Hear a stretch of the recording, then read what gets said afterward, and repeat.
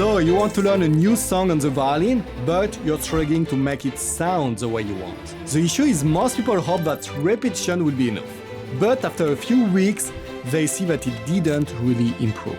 After playing the violin for 30 years and teaching hundreds of students, I developed a new method to master any song in 7 simple steps.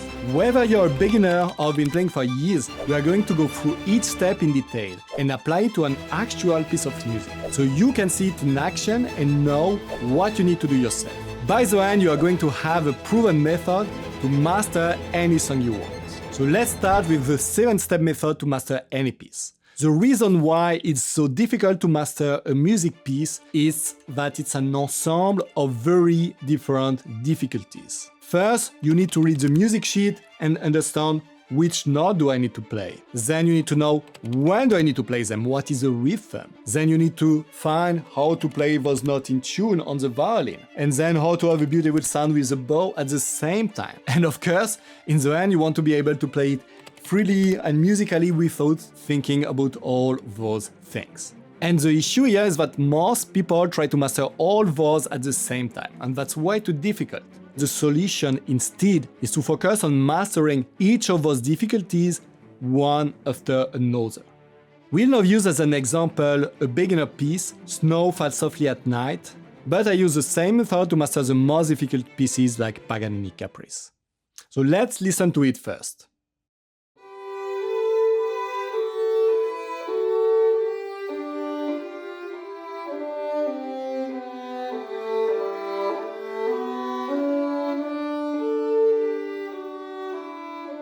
And step 1 is getting rid of the music sheet. If you're playing the violin and at the same time really focus on which note should I play, you will not be able to play well. That's why for the first step we really want to memorize the name of each note so that we can know instantly what we need to play. For that we'll say loudly the name of each note without repetition. It will look like this. B, A, B, A, G, E, G, F sharp, E, D. And the goal is to be able to do that super quickly. B, A, G, E, G, F, E, D. Because when you can do it as fast, you will be able to really focus on playing instead of reading the music sheet. Then step 2 is playing the right rhythm with a stable tempo. The issue I see with a lot of beginners is that they can quite play the rhythm, but it's not very accurate. And because of that, it sounds weird. Or when they try to play it with accompaniment, it doesn't work. That's why the second thing you want to do is just to say aloud the rhythm. For that, you will clap the tempo with both hands, like that. And at the same time, say the rhythm loudly. So let me show you as an example those 4 bars. Ta, ta, ta, ta, ta, ta, 2. Ta, ta, ta, ta, ta, ta, 2. Okay, I just say the rhythm, and when a note is longer than 1 beat, I want to count it, so that I know that I'm not doing it too short. That's a mistake a lot of beginners do. And directly after that, you can go to step 3. Step 3 is just combining step 1 and step 2, making sure that you will never need again to look at the music sheet. For that, you will do the same, clap the tempo with both hands, and at the same time say the rhythm with the right note's name, like that. B, B, A, G, 2. G, E, G, F, E, D, 2. And I know that's not very sexy, but it works incredibly well. And by the way, if you are an adult beginner, we are organizing a free violin masterclass. You can register for free with the link below this video. So now let's go to the next step, step 4, mastering the left hand. I think most beginners will agree they have difficulty playing the right note in tune on the violin. That's why this step is particularly important. Here, what we'll do is that instead of repeating everything and hoping that the left hand will work, we'll master the left hand in a systematic way. And the first thing you want to do is not just repeating, is really calibrating each note. What it means is that you want to make sure that every note you're playing is exactly in tune. And then when you are sure that you're playing the right note, you know where they are, then first automating the movement so that you can play it fast without needing to think about it. The first part of making sure that you play the right note is just actually knowing where approximately the notes are on the violin. For this, you want to write every note on a chart like this. Here, in the first 4 bars, that's the only notes we have. And by putting them like that, we can see very accurately that we'll have only the second finger pattern the whole time. That means that the second and the third finger are next to each other. And instead, between the first and the second finger, or the third and the fourth finger, we have an empty space. On the violin, it will look like this. And on the A string, it's the same with the first finger, just on the next string. After that, you want really to calibrate each note. So there is multiple ways to do that, but as a beginner, the easiest way is actually to use a recording of the piece and play with it very slowly. And it could be even a synthetic recording. So let me show you here, for example, with a synthetic recording. If you don't have a recording from a professional violinist, you could do that with a lot of softwares.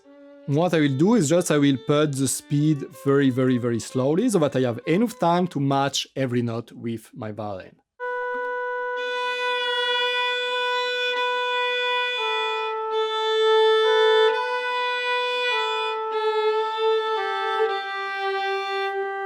Or you could just listen to the recording and play afterwards. What you don't want to do is relying on a tuner or put some markings on your violin to show where the notes should be.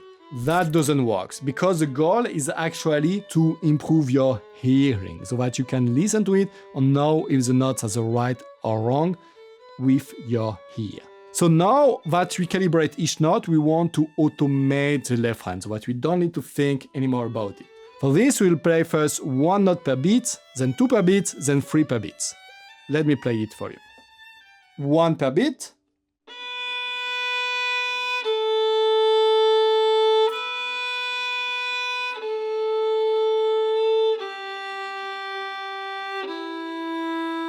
Okay, but very slow, so that I have enough time to correct everything, to make sure that everything is working perfectly.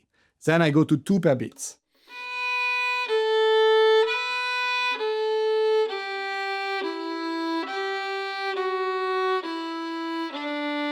And then I want to do 3 per beat. That will really be the goal.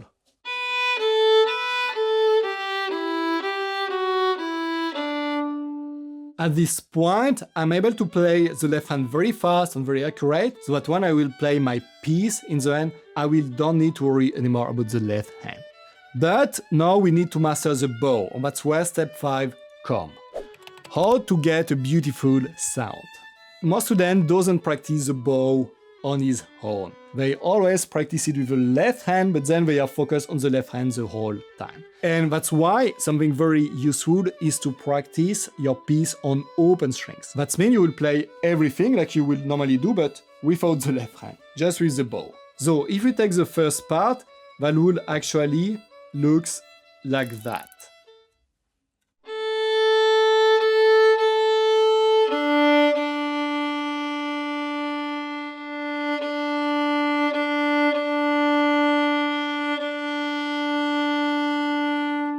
So that you can really focus only on mastering the bow and having a beautiful sound with the bow. At this point, something very important is to determine where is the best bow division. That means, where should you play each note so that it sounds best. So if you look again at the note, what we see is that there is 2 notes that are really very long and slow, here and here. What we want to make sure is that we have enough bow for those notes. Probably playing them with the whole bow, like this. But to be able to play those notes with the whole bow, we need here to start at the end of the bow.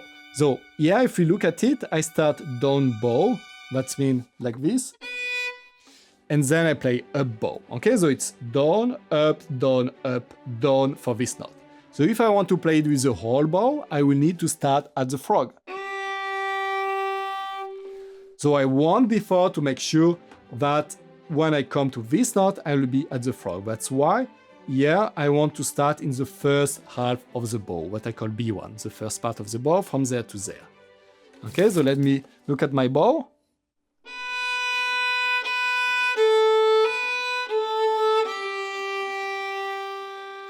And this you want to practice it on open string.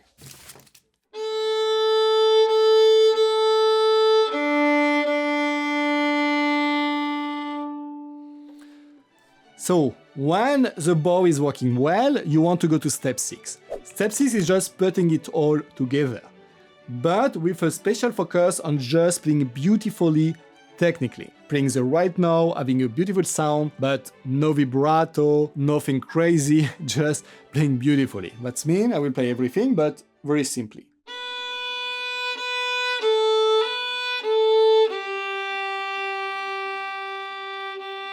Okay? Very simple and relaxed. And then you did that, and you want to go to step 7. So step 7 is playing free like a pro. What it means is that here, instead of focusing on your technique and playing everything accurately, you want to focus on really playing musically. Just, having fun, playing free. The best actually for this step 7, the right way to practice that will be basically to close your eyes and play by heart. Okay, and just play. If you can do vibrato, use it now, and play with accompaniment too. And the issue here, what I see the most is that there is two kinds of students. Some who always stay basically stuck at step 6, they never do step 7 because they think it's, never clean enough, the intonation is never good enough, or the bow is never good enough. And then we have all the students that's the complete opposite. They start a piece and they play directly step 7. They never do step 1 to 6. You want to do both. But the thing is, you want to do step 7 only after you did step 1 to 6, so that the left hand, the bow, everything is automated. And when you do step 7, you can play free, play everything by heart, with accompaniment, but at the same time, the technique is already automated. So you should not do it too soon. But still, even if you feel that not everything is perfect, you should still take time to just play.